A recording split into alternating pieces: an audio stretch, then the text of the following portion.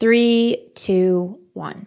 What I figured out was that this zero sum is really our biggest enemy, right? And it's this idea that progress for one group has to come at the expense of the other, that there's an us and a them, and whatever's good for them is bad for us. And from an economist point of view, the zero sum is a total myth. It's a total lie. Like, there's not an us and a them within an economy. If you want to score more points, you want everyone on the same team to be able to be on the field and doing their best. The problem with racism in America is that many people believe that there is an us and a them, that we're not on the same team. They resent somebody on the other team doing well.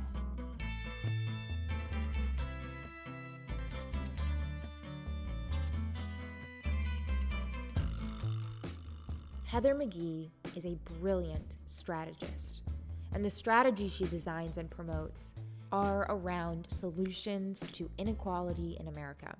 She has a new book called The Sum of Us: What Racism Costs Everyone and How We Can Prosper Together. I learned about her through her 2020 TED Talk, Racism Has a Cost for Everyone. It reached over 1 million views in just 2 months online. Heather has testified in Congress, drafted legislation, and developed strategies for organizations and campaigns that won changes to improve the lives of millions of people. And she's a people person. She really, really cares about what she does because she has personal story tied to it too. For nearly 2 decades, she helped build the non-partisan Think and Do tank, Demos. She's one of the smartest people I've ever met and an incredible teacher. And she does a lot of teaching on this podcast. So I hope you come with an open heart, open mind, and maybe a pen and paper. It'll be worth it. Heather, thank you so much for joining us for Podcast Noir for this storytelling session. Well, first question, how is your heart these days? It's full. I mean, this has been a really rough year for anybody who's an empathetic person, right? I mean, there's just been so much suffering and loss, so much needless loss, so much stress. My own little corner of the world, which is my husband and my son and my extended family, we've been okay. But I'm such a feeler of what's going on in the world that it's been heavy.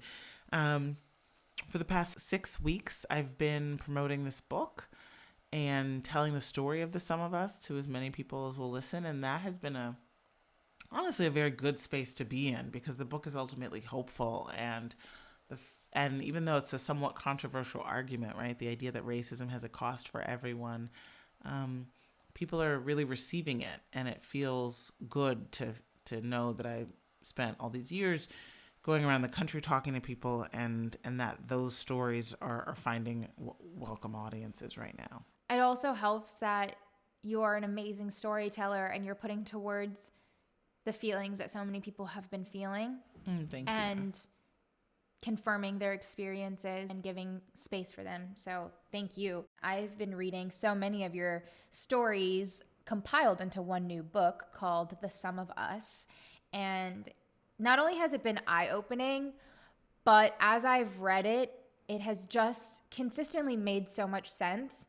And you've answered so many questions that I have continuously had in my mind. But don't you know that this is hurting you? But don't you know that this isn't good for us? And I say the word us kind of broadly because you talk about the zero-sum theory with racism and how there is this us versus them notion. And we have consistently talked about this us versus them notion in so many different ways, whether it be they don't want to pass policies that are going to be helping us, or they're causing the problem. I call it like the capital T, they, because we never really know who they are. But when you're referring to it in your book, who is the us and who is the they? Well, thank you. First of all, Nora, it's so good to be with you. I did write the sum of us to answer questions, to make it feel like there's just, right? I mean, the book opens with a question, right? It says, have you ever wondered why it seems like Americans can't have nice things? And I wrote, things.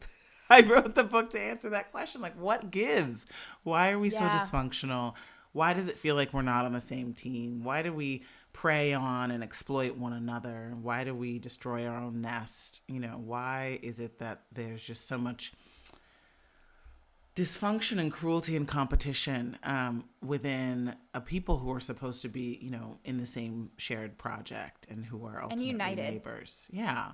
So what I figured out was that this zero sum is really our biggest enemy, right? And it's this idea that progress for one group has to come at the expense of the other, that there's an us and a them, and whatever's good for them is bad for us. And I come at this, Noor, from an economics perspective. That's the field that I worked in for nearly 20 years, trying to advance policy solutions to our biggest economic problems. And from an economist point of view, the zero sum is a total myth. It's a total lie. Like, there's not an us and a them within an economy. If you want to score more points, you want everyone on the same team to be able to be on the field and doing their best, right? You cheer your fellow players, being in good shape. And yet the problem with racism in America is that many people believe that there is an us and a them, that we're not on the same team. And so they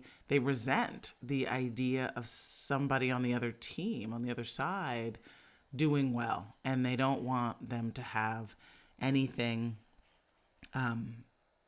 even if it might help them themselves. They don't want the people that they're in competition with to get a leg up or any kind of help or support. And you share so many examples of that in your book, including the story in Montgomery, Alabama, where there was a swimming pool for only white people. And then when segregation was no longer, Black people would have been allowed to swim in the swimming pool. They just shut the swimming pool completely. They just eliminated that from their community. Mm-hmm. And even hearing that story isn't doing something like that, taking a stance like that, going to only build your anger and animosity in your heart, because you're going to eventually blame the people who you didn't want to benefit from for the reason that something like this is being taken away from you when they had nothing to do with it at all. And who benefits from that level of animosity? No, that's so insightful. And yes, I'm a policy wonk, but I also... the sum of us is really an exercise in empathy for me. I tried to do that throughout the book, right? Trying to put myself in the shoes of other folks. And you really hit on something, right? This idea that, in fact, when the public goods are lost in the phenomenon I refer to as the drained pool, both literally in the story that you just told, which was replicated across the country, and then sort of as a metaphor for a period of time in which our country had once been very generous to its people, and the government really invested in and supported a high standard of living for people, but in an exclusively racialized way, and in a way that excluded Black families. And then once the civil rights movement said, okay, let's expand that circle of belonging to include all of us who contribute to this country's prosperity, that was when you really saw that rift. You saw towns draining their public swimming pools. There was lots of instances of closing public schools, and just a general shift among the majority of white people away from the kind of generous formula of public goods and public benefits. And, I think about, Noor, what you just said about sort of course, your average white person in a town that drained its public pool rather than integrate it is going to end up resenting the Black people who, of course, never even got to swim, right? And I think about, who really made that decision? The decision wasn't a public referendum, right? And, in a lot of the interviews about this period of time, you had all these children who talked about, white children who talked about when that happened as being very traumatic and unexplainable. it was the elites in the town, right? It was the lawmakers, it was the city council, it was the business elites, right? It's people who had the power to do such a thing, right? To just like, in Montgomery, for example, they closed the entire Parks and Recreation department for a decade, right? It wasn't just the pool, it was the entire system. And so that is a thread throughout the Sum of Us, is this idea that it's the elites who make these decisions. And so what that meant, Nor, was that if you were a middle-class white person, you could stretch and save up or go into debt and build a backyard pool for your family to swim in, right?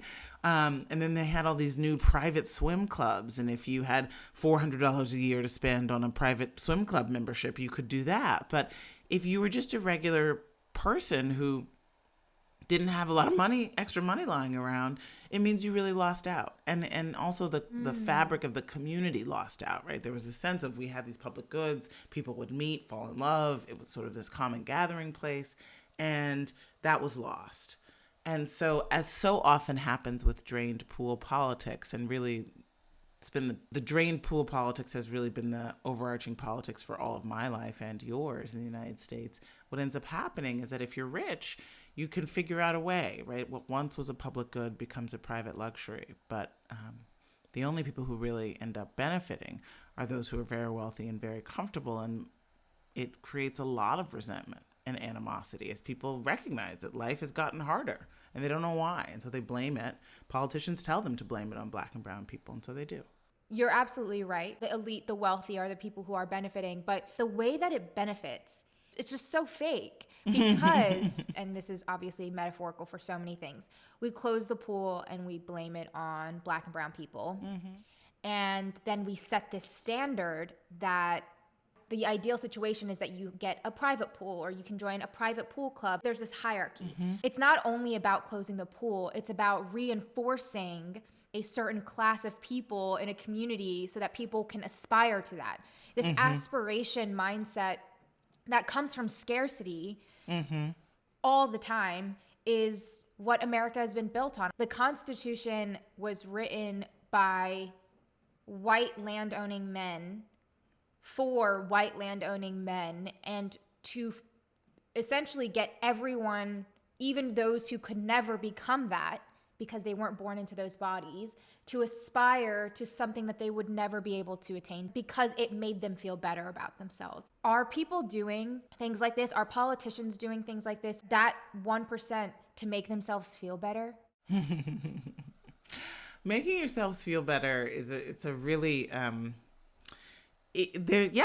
basically, right? There's a chapter in the book called The Hidden Wound where I dig into the kind of psychology of racism and the morality of racism and why it is, and so much of it, so much of the sort of psychological and emotional dimensions of racism are about making yourself feel better, right? About justifying your position in an unequal society, about finding ways to make sense of a world that has so much hierarchy and so much suffering. And so if you get these facts and you believe that you're a good person, then what do, right? You make reasons why the people who are suffering are bad people or have made bad choices that you would never have made in the same circumstances, right? Because you're different, right? That's where race comes in, right? You're different. There's something about them that is different than us. So the desire to sort of make whole what is a broken society, a broken life, a broken logic, a broken morality, is really old. I mean, take, for example, the fundamental quandary that the Christian church faced in the era of colonialism and the transatlantic slave trade, right? They had this belief, this teaching, that every human being was made in the image of God.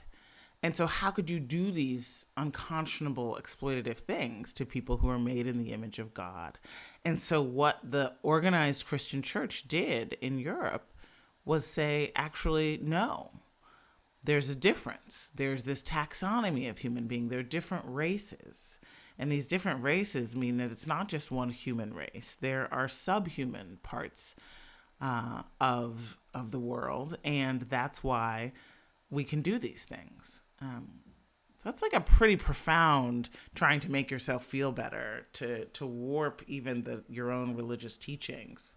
That in itself is, again, one of those questions that's really hard to answer when we know that all religions are rooted in compassion and mercy and equality, and just seeing the politicization of religion and the weaponization of religion used to justify the harm. It doesn't make sense.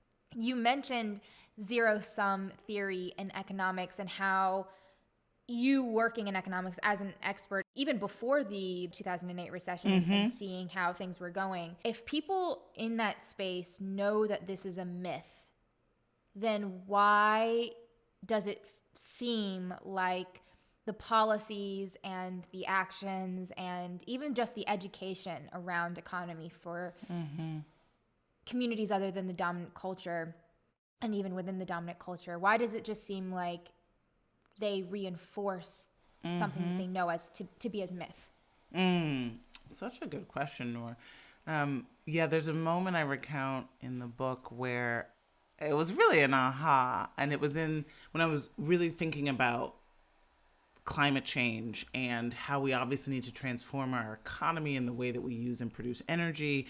And I'm looking at all of the different ways that, in fact, transitioning to an innovative, clean energy system could be like a win-win-win across our economy. Right. And yet I'm seeing all this resistance from some of the same sort of conservative actors who otherwise, whenever we try to do a public interest thing, like say we need to regulate things or we need to have, more benefits for people who are struggling in poverty or whatever it is, they say, oh, no, the economy, right? That's going to cost jobs. And then you say, well, actually, there are more people working in solar and making higher wages now. This is a brand new data that is showing now people in solar are making higher wages than people in fossil fuel industries. And so you're like, wait, using the metrics that you just used to try to defeat public interest things, the economy, right? This is good for the economy. And then that's when I realized, actually, they're not really talking about the economy as in the gross domestic product, the sum total of our goods and products and services. They're actually talking about their economy. And by that, they mean their place in an economic hierarchy. And so It doesn't really matter. It really is about justifying a position in a hierarchy. And what's so important for me to really keep sight of and to share with people whenever possible is that racism has a cost for everyone. And there's a very narrow set of people for whom racism can be used as a political weapon and an economic weapon to keep the economic and political status quo, to divide people who have really common problems so that they're too weak to seek out common solutions that might change the distribution of power in our society. That's really what racism has been used for throughout American history, is this divide and conquer. And yet the only people who really benefit from it are not the, millions of people who hold racist beliefs, who sort of buy racist beliefs, but the people who really benefit from it are the people who are selling them for their own profit, right? Selling those racist ideas for their own profit. That's who's really benefiting from a people who are so divided that they can't come together to just solve basic problems for one another. Can you tell me about a time in your life when you felt the impact of the aha moment that you just described and realized that there was this not so secret that people just need to know so that they can make better choices for themselves? In the wake of the financial crash of 2008, I was running the Washington office of the think tank that I started working at when I was 22 that I would ultimately become president of.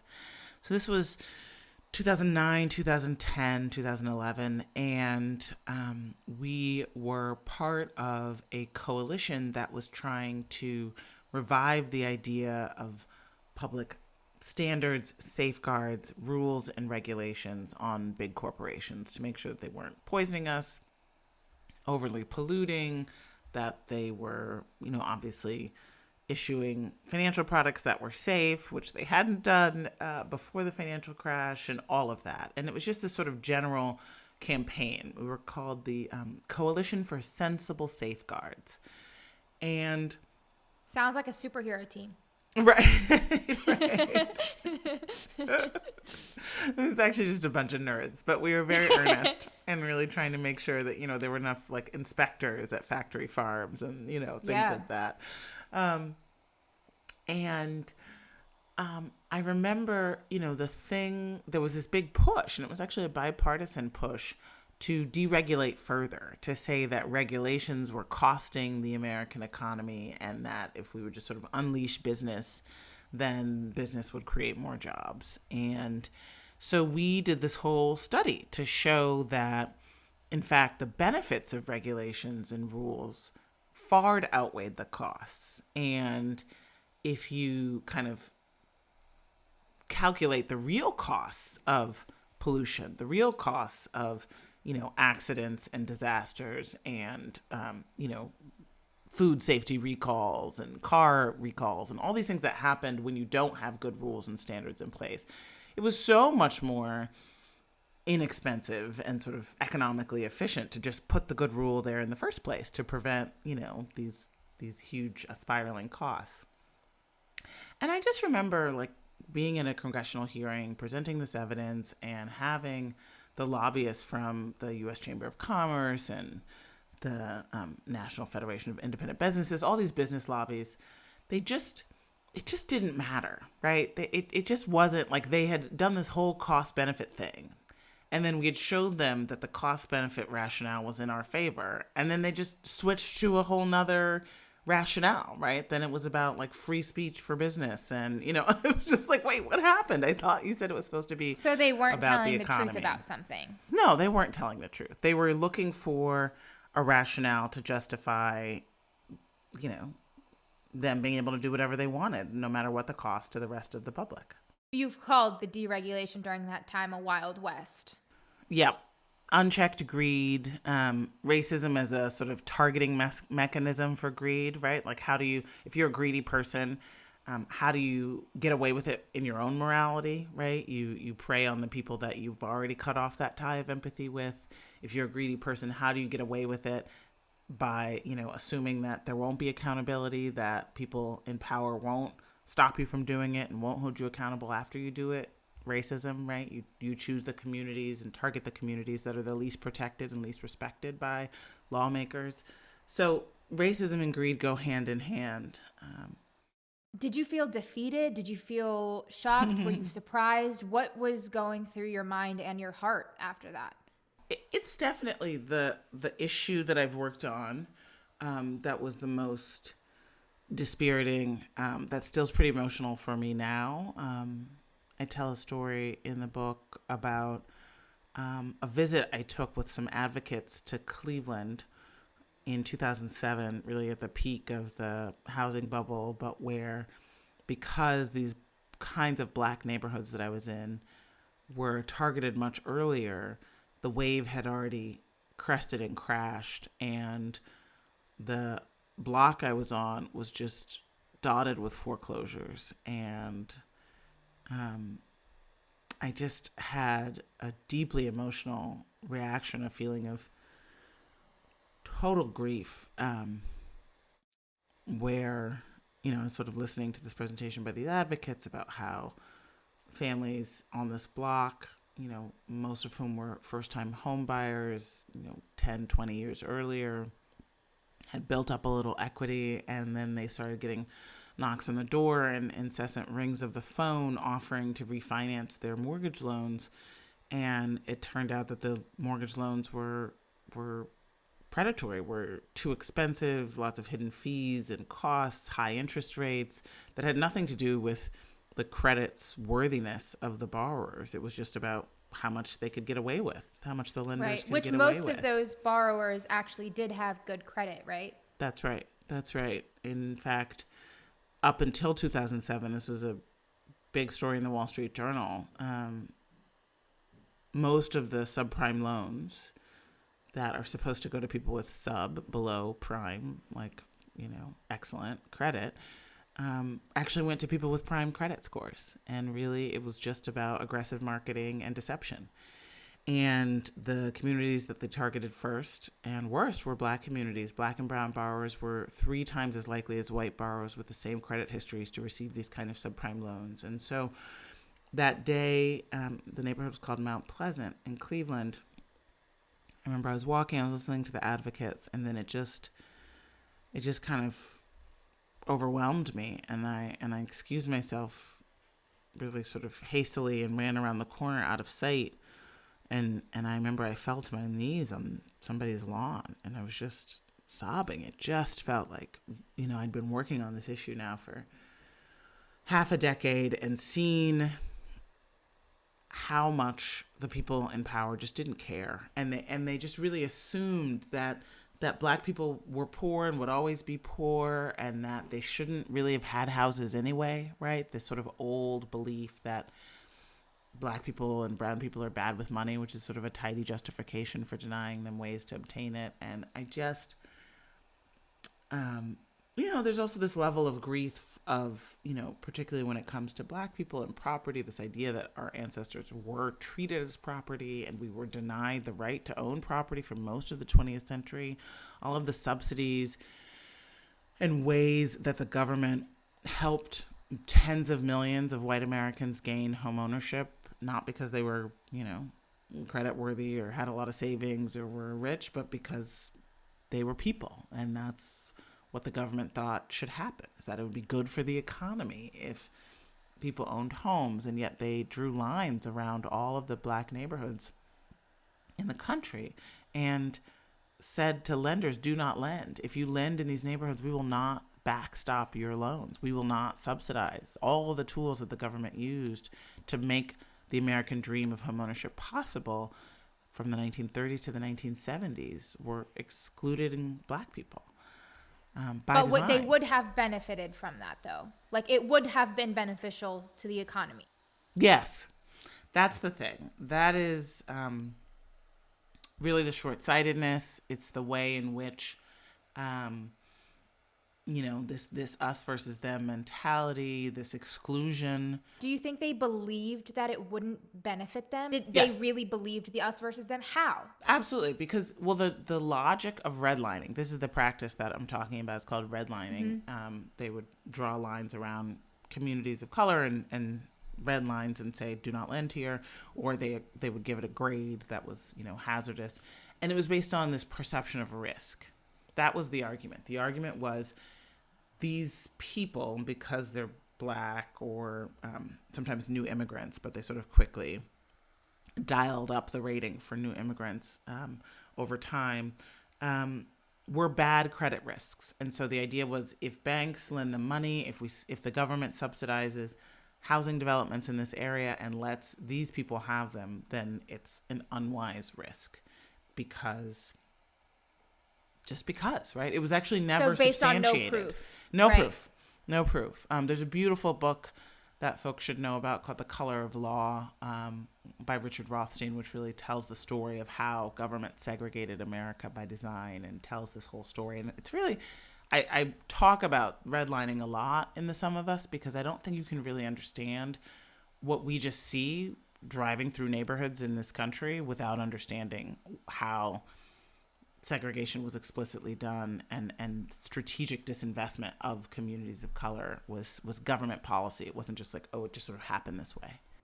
I can't even imagine how emotional that is because, what an overwhelming feeling of not being able to control the situation. Yeah. And yeah, it was definitely helplessness. Yeah. Hi there. If you find our work beneficial and you want to support how we build our company at your service, you can subscribe to my Patreon at patreon.com/Noor. It's usually personal writings, and as I build a community on there, hopefully more. Your support is how we build. I also curate a weekly newsletter of all the things I'm benefiting from and enjoying that week. Anything from what I'm reading, watching, listening, buying, and more. Like most things, I keep it personal. You can subscribe to it at noortagori.com/newsletter. Now back to the story. I think a lot about the choices we actually have, the choices we actually can make, and whenever it comes to what the solutions for these problems actually look like. And I know in your book you talk about that this situation, alleviating this theory and really fixing our country of racism, our economy, and so forth, has to happen on a national scale. It has to be led through policy. But before we go into that, our listeners, what choices can they actually make? And this is for people of the dominant culture and people of subcultures in America. For both of those groups of people, what can they actually do? So the lesson that I try to impart throughout the Sum of Us is that the most powerful thing you can do is something that you do together, is linking arms and joining up in collective action. I think oftentimes, I'll just speak for myself. Growing up, I was born in 1980, so I grew up in an era where it was just all about what I could do. Like I, right? Like you go to school, you accomplish this, you do this, it was just so sort of individualized. And ultimately, the most important things that really matter in society, we have to accomplish together. Like I can't clean up the air in my neighborhood. I can't fund my kids' school better. I can't, eliminate student debt. I mean, I can, pay off my student loans, but I can't make it disappear for the entire country. I can't refund public college so that it's debt-free the way it was for my parents and grandparents' generation. I can't solve climate change on my own. No matter how much I recycle or turn off the lights behind me, it's not going to, eliminate greenhouse gases. Oh my gosh, I in just the watched atmosphere, the documentary Seaspiracy. Oh, I've not seen it. It's a new documentary on Netflix. It's about the sea, it's about fishing, and it's about climate change. It's a must watch, but just adds to what you were saying. We can't do those things alone. Mm-hmm. That's right. Can't happen. Exactly. And so, it's really about joining together to solve big problems in your community. And whether that's affordable housing, which is an issue that people have really begun to find the sort of local levers about, protecting the right to vote, ensuring that there are good, vaccine equity programs, after school programs, something that is about enhancing the quality of life of your neighbors and our people. And I think one of the silver linings of this pandemic period has been that people have really jumped into mutual aid and recognize that actually we can just do it, right? We can just set up a system where we deliver food to our neighbors. We can just set up a way to, have a community pantry. We can, use Nextdoor and all of these other apps to be able to know who our neighbors are and to do things together. And then, of course, there's the major thing that people can do, which is to, fiercely reclaim our shared history, which is something that's really been robbed from us. The Southern Poverty Law Center did a study a few years ago that showed that only 8% of high school seniors could name slavery as a primary cause of the Civil War. Now, in America? Yeah.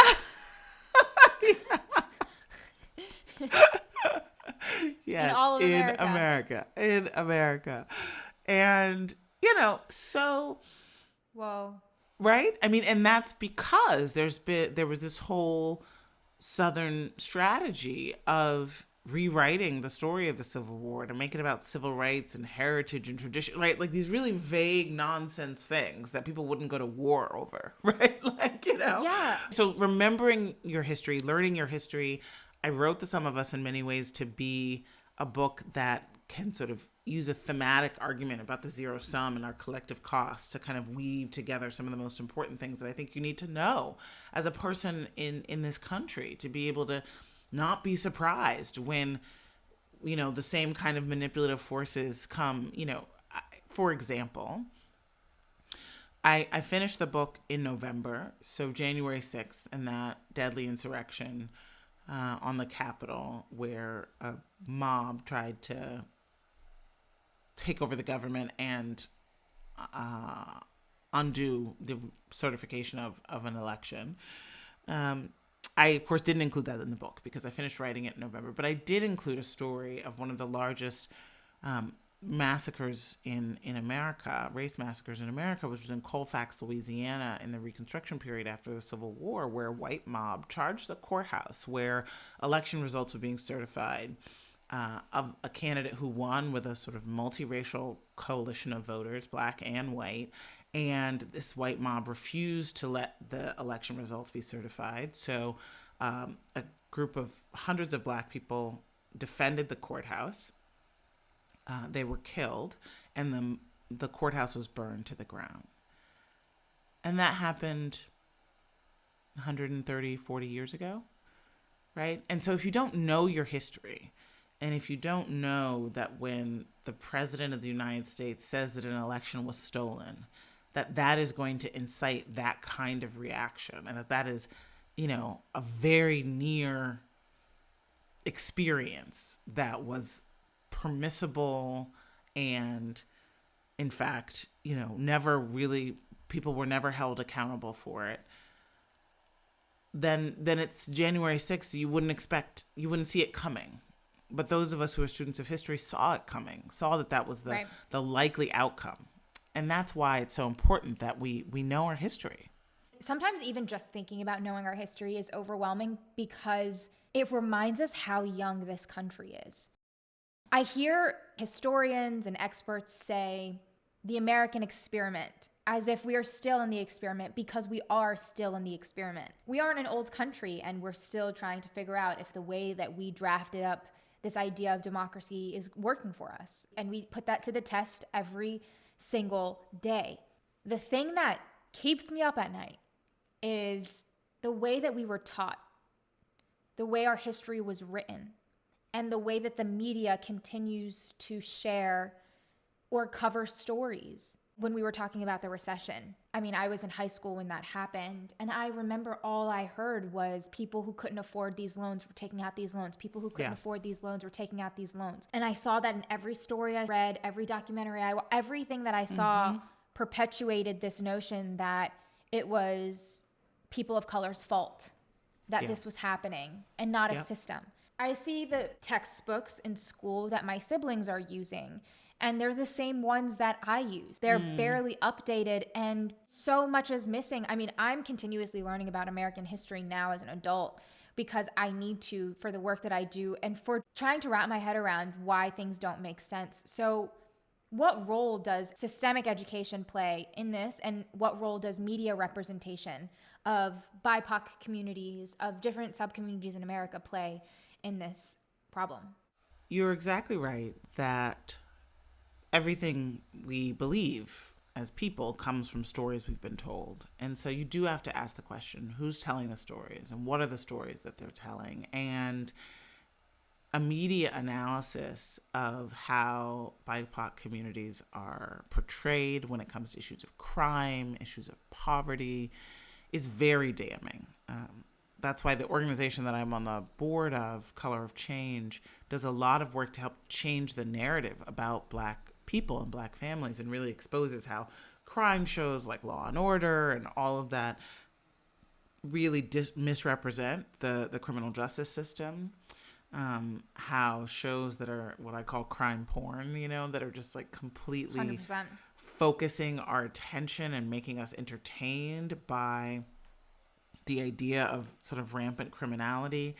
And glorifying police in every single show. And glorifying police brutality and sort of roughing up suspects. And it's sort of like, that's the good thing to do. That's the tough guy or tough gal. And then the way in which, just down to your local news at night, overrepresents Black faces as criminal suspects and underrepresents white people as criminal suspects, right? 2/3 of the arrests in this country are white people, and you would never know that from the nightly news. You would never know that from this misrepresentation. People in poverty are disproportionately represented as being Black and brown when the largest group of the impoverished are white. And so it's these negative stereotypes that often create this sense that there's just something wrong, right? There's just something wrong with Black and brown people, as opposed to something wrong with the systems of inequality that are impacting us all. It's easier for us to blame people than something that we can't directly see. That's right. We are the storytellers. We are the ones who are supposed to show you the thing that you can't physically see. And I say we, as in like storytellers, have that responsibility of showing you the picture or helping you be able to visualize something that's too big for our eyes to grasp. There's a lot of people who I think are working on not only education reform, but just revamping our education system and the stories that we tell our kids, and having more open conversations about the way that history is taught, because we are realizing that the way history is taught in America is problematic, because the biggest export that America has had from the beginning is the dream that is metaphorical. And it's the thing that has sustained us for so long. And I see that changing now, because I even get people in war-torn countries who have literally said, I'm scared to come to America now. I was going to come to study here. I was going to come get a job here, but I'm too scared to because of our shootings and because of the racism.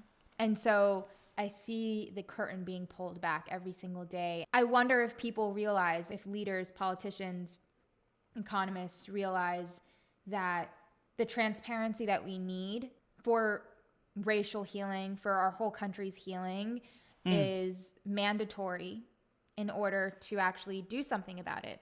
And one of the conversations that my husband Adam and I have all the time is, if everything comes back to money, and we're talking about this greed, then is it possible to make peace profitable?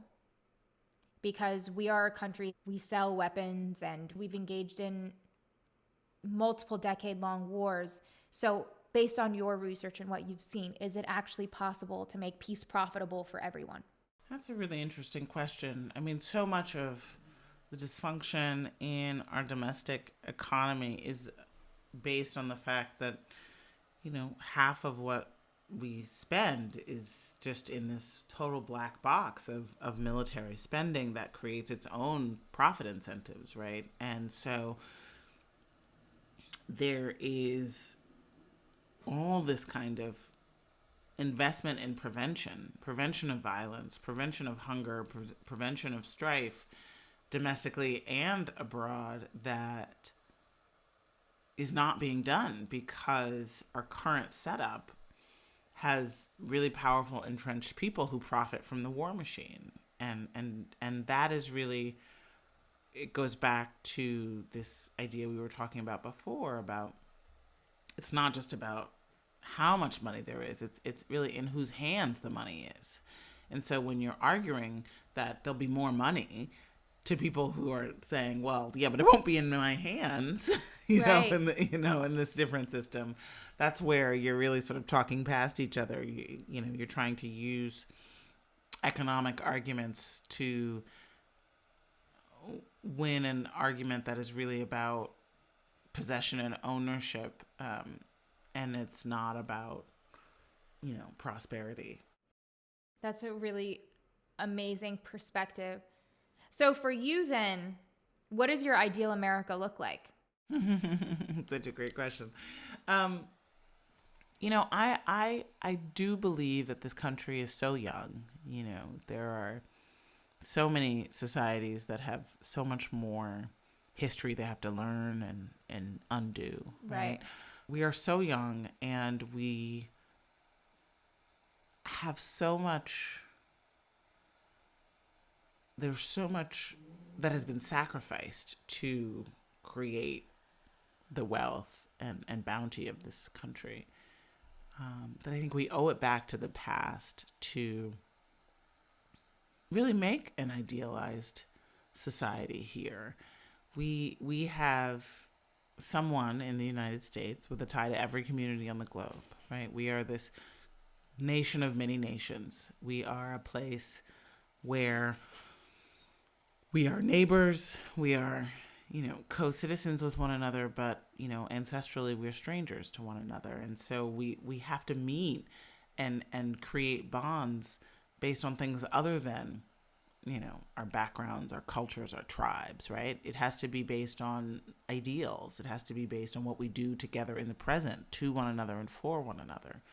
So I am quite patriotic, actually, despite it all, and quite optimistic about, particularly, honestly, the youngest generation of adults' impatience with the status quo and, and desire to really see one another and be welcoming and inclusive of one another in all of its great diversity, right? The younger you go in America, the more diverse the generations become. And that's really about the fulfillment of this country's promise.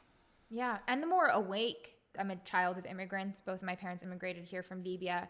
And a lot of my friends, most of my friends, are also either children of immigrants or just people of color. And we have this conversation of our parents or our grandparents have come to this country and they were escaping war, dictatorship, poverty, whatever it was.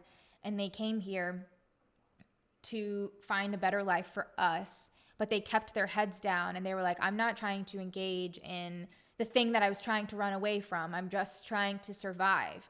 And so many of us younger, whether it's millennials, Gen Z, whatever it is, have seen what it means to be American and to not feel like we should just be grateful to be here. But we also have a responsibility to expect more of America. It's like the James Baldwin quote. I criticize America so much because I love her so much. Hi, I hope you're enjoying the storytelling session. I just wanted to share something with you. If you're looking for a good deed opportunity these days, my family has been working to alleviate local homelessness for over 10 years. We have a foundation called I See You. And we make care packages for people experiencing homelessness. We make family food bags with food staples and give out grocery gift cards to families in need and more. Everything is done by donation and 100% of the money goes towards community members in need. If you'd like to donate, you can through Venmo at ISY Foundation or PayPal to contact@isyfoundation.org. If you or someone you know is in need in the DC, Maryland, and Virginia area and could use our help, please DM on Instagram, ISY Foundation, or shoot us an email. Now back to our story. You mention in your book so many different stories that I've never heard elsewhere. There's one that in particular that really stuck out to me in Lewiston, Maine, that I just thought was so beautiful. Could you share more about your experience going there?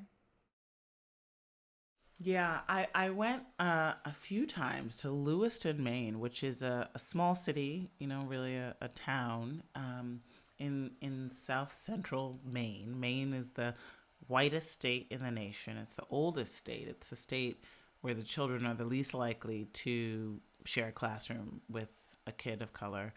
And so I wanted to go there to see kind of in that most unlikely place whether or not my theory that we could unlock what I began to call these solidarity dividends, these ideas of these gains that we can only really achieve if we link arms together across lines of race, if we could have that even there. So Lewiston used to be this flourishing manufacturing town with lots of mills and factories, and like so many places across the country, those days are behind them. And they were losing population. The Main Street, Lisbon Street is really, it's had lots of vacant, boarded up storefronts for a long time. And yet I went and I took a walk down the whole sort of length of the Main Street from the old canal all the way through up to the city hall, and really noticed that as it grew more populated by the signs of an immigrant community, you had fewer and fewer boarded up windows and more shops and cafes. And there was this sort of sign of life. And I talked to the town administrator. It was not the elected mayor, but it was just a city planner who kind of runs the day-to-day of the city.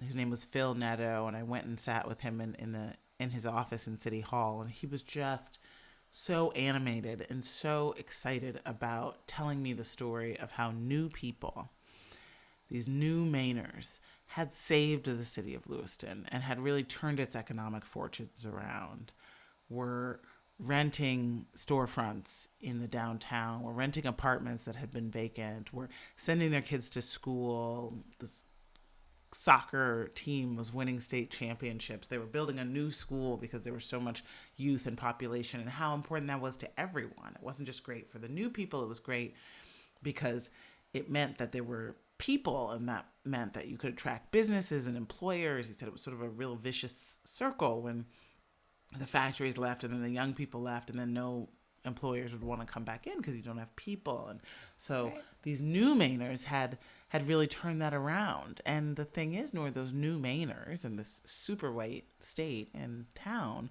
were Black, African, mostly Muslim refugees and immigrants. And I talked to a bunch of members of the community who had both new Mainers and old Mainers, who had really found something in each other and had built something and had worked together, really against the odds and against the teachings of the politicians, right? Because both the mayor of Lewiston, 2 mayors in a row, and the governor of Maine at the time that I was there were kind of Trumpy folks, right? They were very anti-immigrant, talking about immigrants, illegal immigrants, cheating welfare. It was like this whole sort of dog whistle kind of word salad of resent these people who are getting government benefits, even though you white Mainers are the ones who are really struggling, right? That was sort of the narrative. And it was a real competition, right? Because on the ground, in terms of local business owners and these community members, they were really seeing that the new people were saving their town. And then, of course, the politicians were trying to divide them.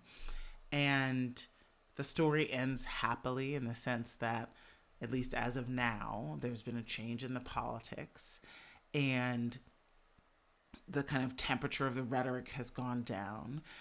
A real multiracial coalition of organizers and just citizen activists in partnership with many of the real immigrant leaders in the community were able to win, for example, a ballot measure to overturn a 5-time veto by that Trumpy governor, Paul LePage. He vetoed healthcare expansion, really using kind of racist rhetoric about it would go to help immigrants and it would go to help, people who didn't deserve it. But they were able to win a ballot initiative that expanded Medicaid over the governor's veto, helping tens of thousands of Mainers. And it was like Somali taxi drivers picking up elderly white Mainers and bringing them to the polls. It was that kind of real cross-racial organizing. And I think there are signs of it everywhere. In fact, I'm going to be doing a podcast later this year that goes and just finds more and more of these stories of people coming together across lines of race. That's what we need. Yes, exactly. We need to see that it's possible because so often we are really just completely, all the storytelling is negative. Right. How did you find this town in Lewiston, Maine? Well, I did a bunch of research for the book, right? I'm trying to think of when I sort of first came upon it. I think I first came upon it in a news story. There was probably a news article about what was going on, and then I dug around some more. I talked to the real way that I kind of unlocked the story, and this was really how I found most of the good stories in my book, was through organizers. I talked about how there had been that big organizing effort to win the ballot initiative, and that was really anchored by this grassroots organization called Maine People's Alliance. And so I know a lot of the grassroots organizations across the country, through my work, I've come to know them and know their leaders. And so that was a huge piece of my research, was basically just calling people up that I knew who were organizers and saying, hey, this is the kind of story I want to tell. Do you have any examples of it? And I was, overwhelmed by the response. You have to know people, right? You have to get to the ground. You have to know people, but you also have to know the story that you want to tell, which I really love that you said that as a part of your writing process, because I'm always very curious about people who write books that are so packed with research and anecdotes that you read and you're just like, how did that person find that story? That's how I felt about several of the stories that you wrote about, which one tells me that you spent probably years working on this and also a lifetime of work to get to this point. Yeah, that's quite incredible. Can you actually share a little bit about what that process looked like for you and how it evolved the closer you got to the story you really wanted to tell? Yeah, actually, now that I'm thinking about it, I did hear about it first from an organizer. They invited me, Maine People's Alliance, actually asked me to keynote their speech, their fundraiser, their annual fundraiser, like 5 years ago.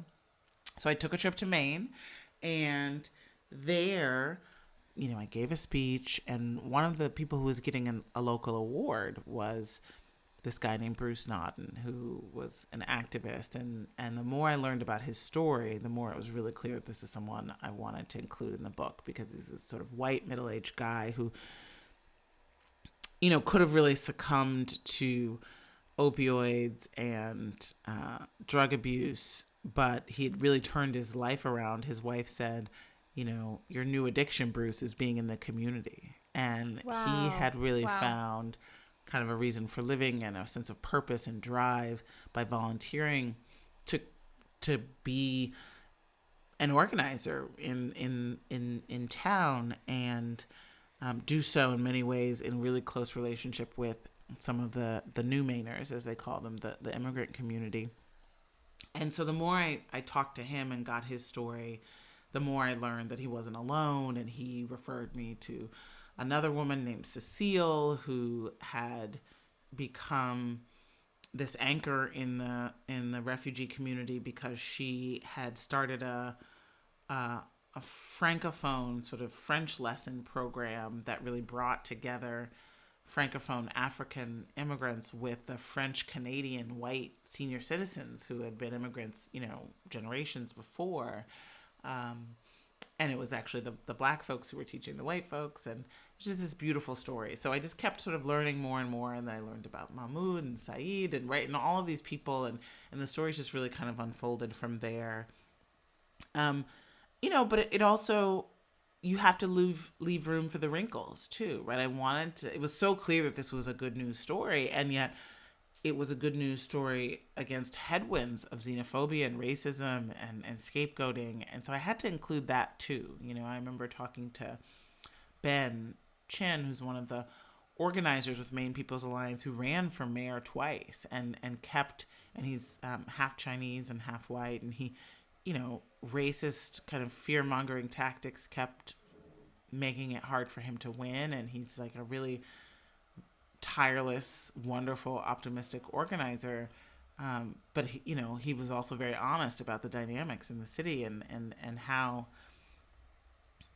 even the story that the town administrator, Phil, told of it being just so economically beneficial for the town to have these new people. Ben said, if you're not 3 degrees of separation away from Phil, you don't know that story and you don't believe it. You're more likely to believe the kind of negative political rhetoric about immigrants being a drain on the town. So, it's complicated. You have to include all of it, right? The good and the bad, the struggle and the overcoming. Those are the stories that, honestly, I believe are confirming why the solidarity dividend that you're talking about, that term that you coined and this idea, is really the solution.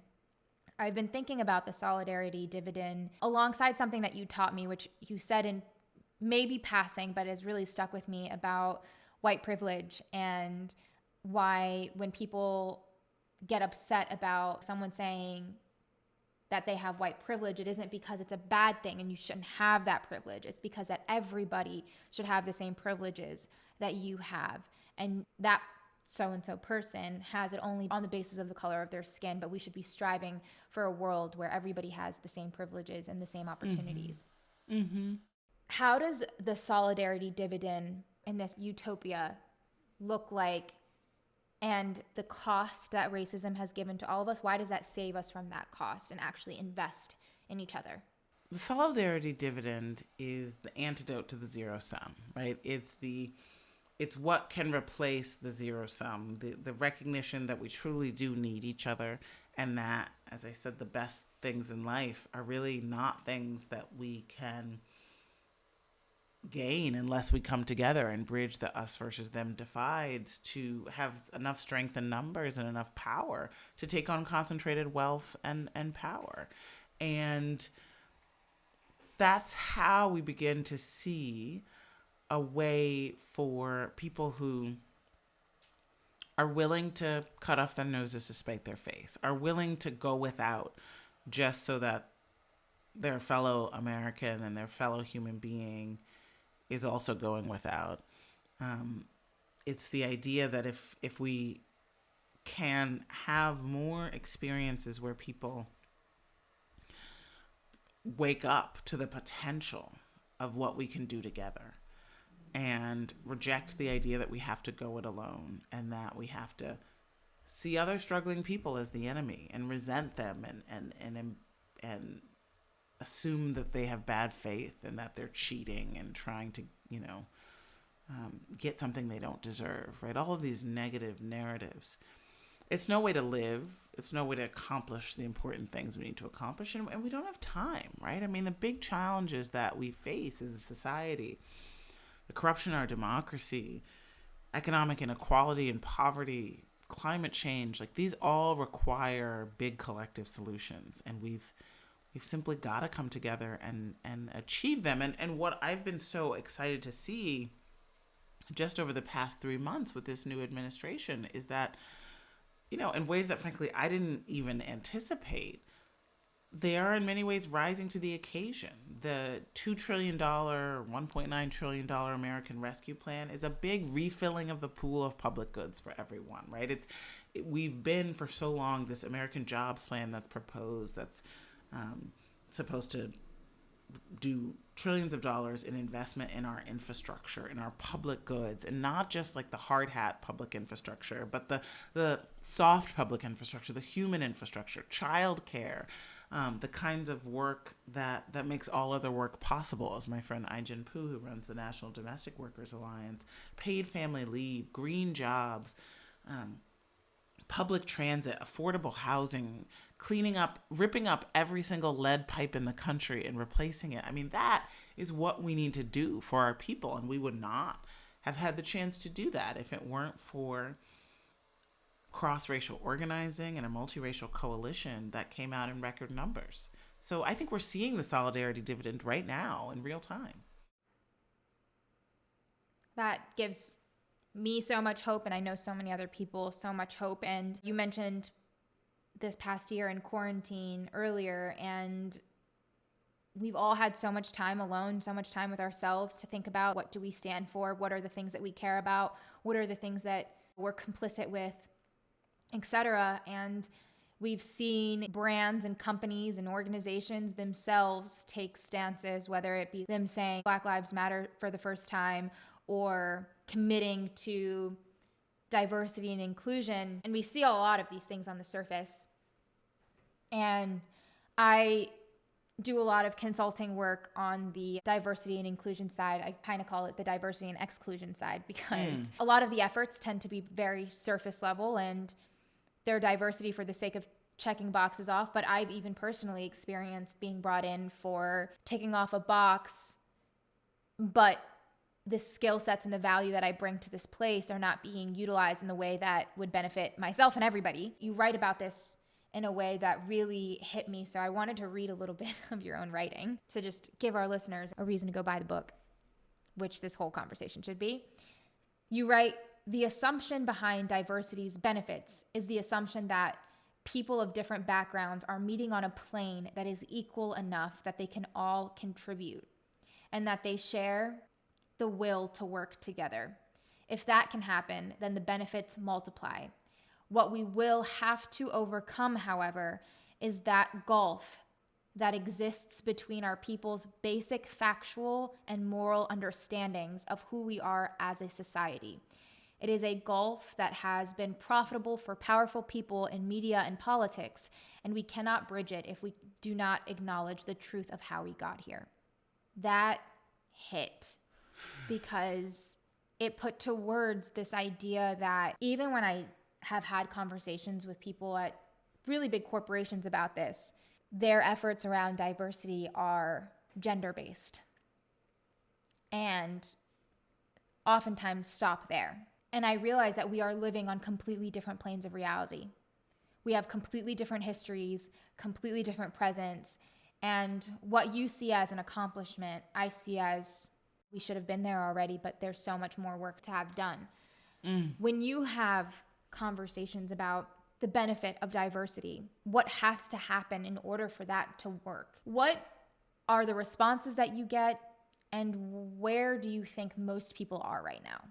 I think that most people are looking for answers.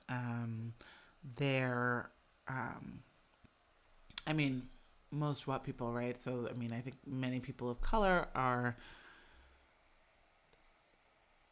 tired, emotionally depleted, particularly, I can speak with the most knowledge about my own community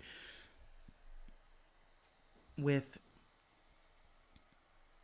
a year of a pandemic that has cost so much Black life, and where Black people have been so disproportionately sickened and killed, and so few people know someone, don't know someone who was killed, who lost their life due to the negligence of the administration for so much of the time of this pandemic, and just the needless suffering. So I think that adding on to that, a welcome and overdue joining by many white Americans into the cause of racial justice has been really welcome. And corporations saying the right thing has been really welcome. But, people don't want to have to be activists, right? They want to just get on with their lives.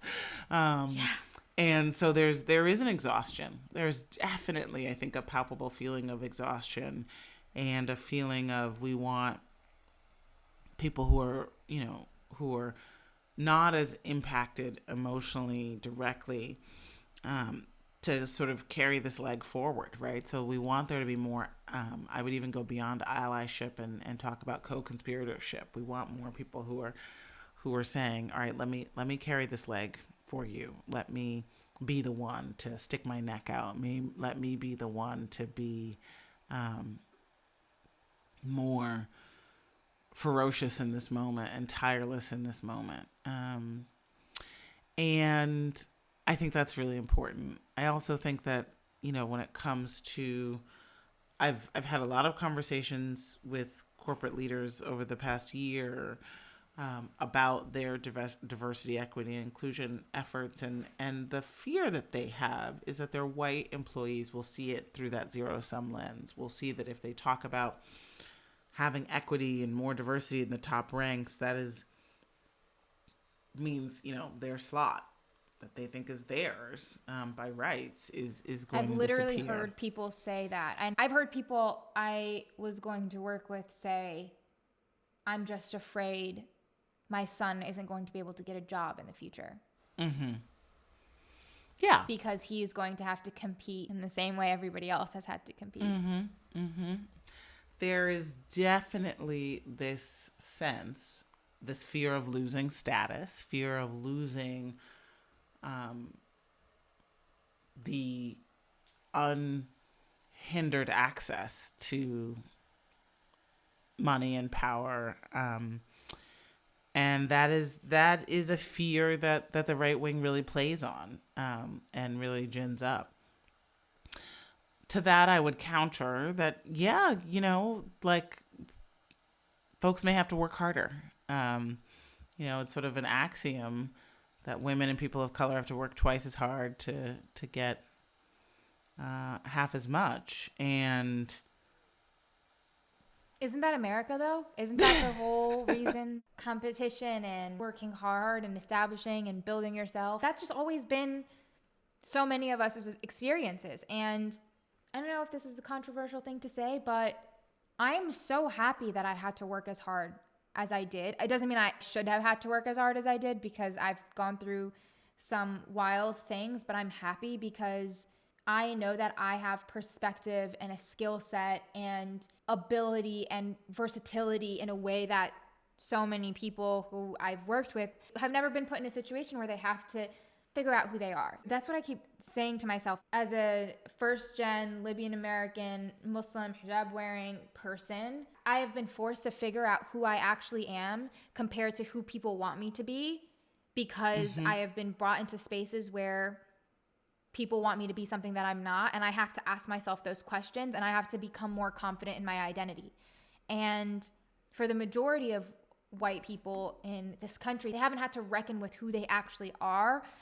It's just easy to fit in and be like your family members and be like your colleagues. You just never have to think too hard about it. I've been in my head so much, and I've realized, how is that group of people going to have that same mandatory challenge that you have to go through to really figure out who you are? And I believe that maybe this is it. Yeah, I think that's right. I think there is an invitation right now to white Americans and to men to redefine what it means to be white, to redefine what it means to be a man, to redefine masculinity in a way that is not about status hierarchy. And that's an exciting opportunity.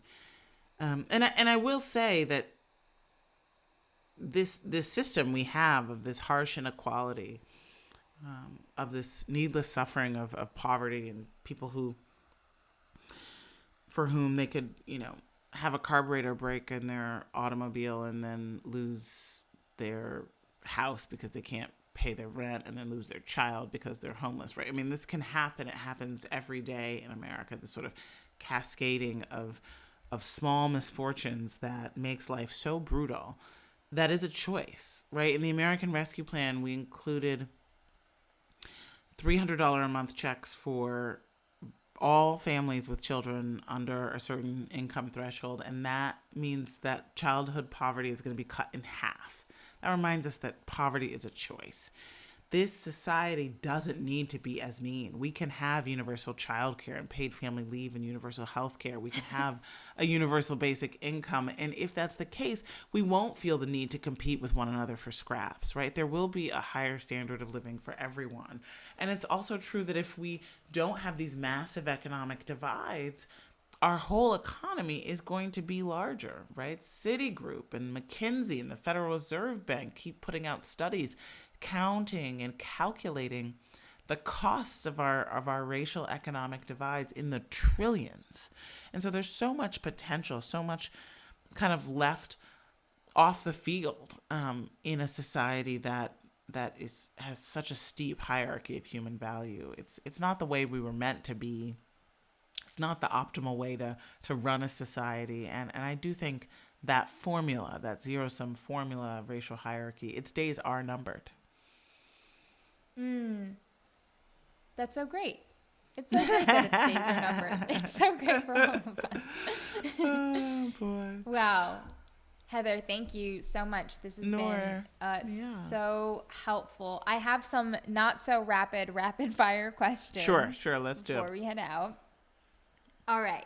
What does your ideal writing day and writing space look like? Ooh, good question. So I had it a few times. Over the course of the 4 years I was writing the book, I had lots of different kind of days, but sometimes I had a setup where I would, wake up, get my kid dressed and fed and out the door, and then go to this local Black-owned restaurant called Peach's Shrimp and Crab, which is like a 5-minute walk from my house, that inexplicably is open 7 days a week, and during the week it opens at 10, which is just like not that common for a restaurant, right? That's mostly a lunch and dinner spot, mostly a dinner spot. So, but it opened at 10 during the week, had this like basically brunch 5 days a week.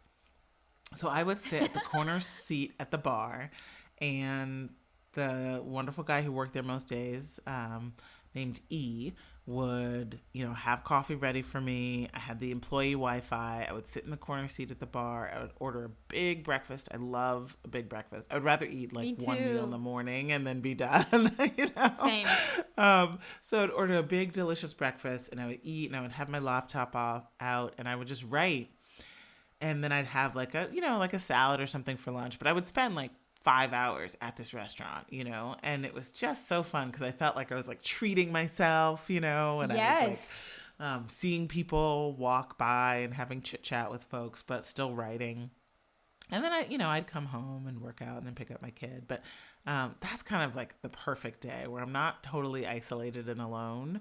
I can still sort of look out at other people. I can have good food. And Did you have headphones in while you were writing? Not usually. I don't have to have total quiet. In fact, total quiet doesn't work for me. Wow. Yeah. Wait, was there music playing in the restaurant? Yeah, there'd usually be music playing in the restaurant, a little bit of, chatter. But I was usually only one of like 10 people in the restaurant on the course of the day. That's why it's so amazing that it even made financial sense for the restaurant. I mean, it's amazing for you. Yeah. Yeah. I love that. I say wow like that because I am the total opposite with writing. I need my headphones in. I need to be listening to music. I love being in a restaurant or a cafe, but if someone interrupts me or distracts me, I have to like reset completely. Oh yeah. I hear that. Yeah. Maybe it's a mom superpower because you're able to like bounce around with different things. Fully compartmentalizing. Yeah, that's probably right. I love it. What is your favorite book that you read during quarantine, and what gift did it give you? Mostly during quarantine, I read books for my book, right? I read books that I was going to be referencing and that I was using for research. So, and probably quite literally gave you a gift. Yeah, it gave me the gift of, the footnote in my book, the understanding that I needed to write a chapter. W.E.B. Du Bois's Black Reconstruction in America is really, it's right now kind of my favorite book going.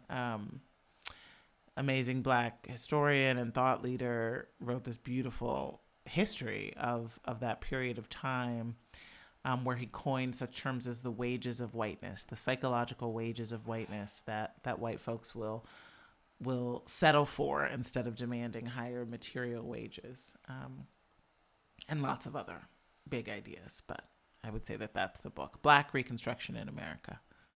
Thank you. Favorite go-to song to dance to for joy? I love The Best of My Love by The Emotions.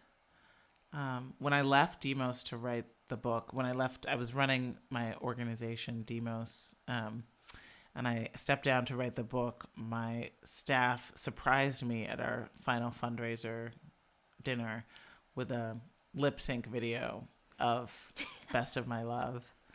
It's pretty moving and heartwarming. So that's a big one. I love big disco songs. And then I love the song Moving On Up by Curtis Mayfield. I love it. I think I'm going to make a playlist for this podcast because I keep asking people, and I just want to do like a whole joy playlist that we can have. I love it. Thank you. Sign me up. I got you. Who is your favorite writer of all time? Toni Morrison. Mm-hmm. And a documentary that really changed the way you think about something.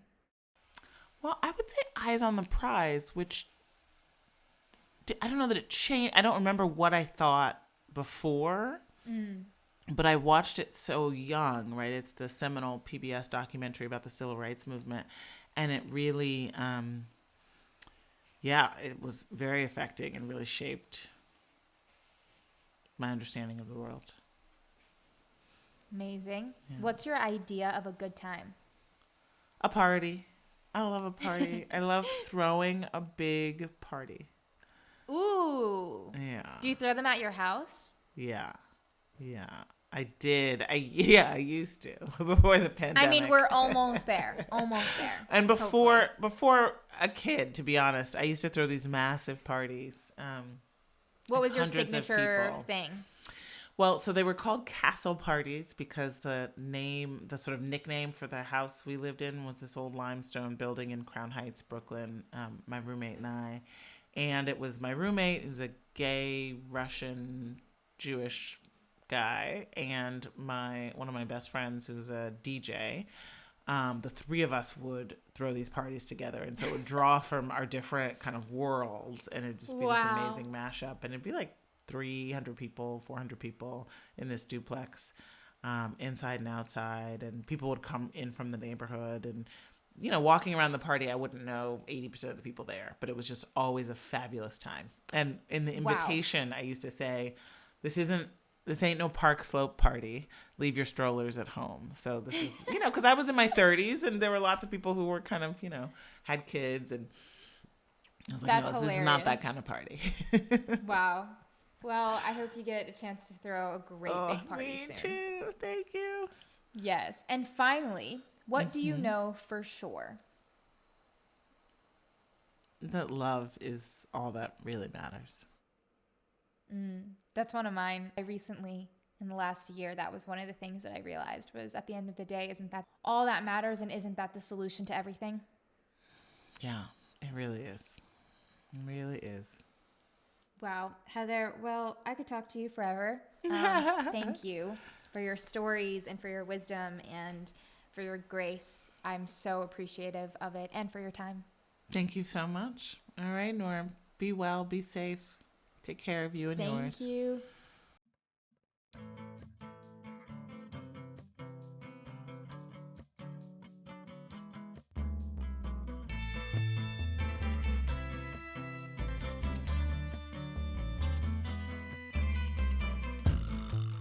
For more Heather McGhee, you can get her book, The Sum of Us, wherever you get your books.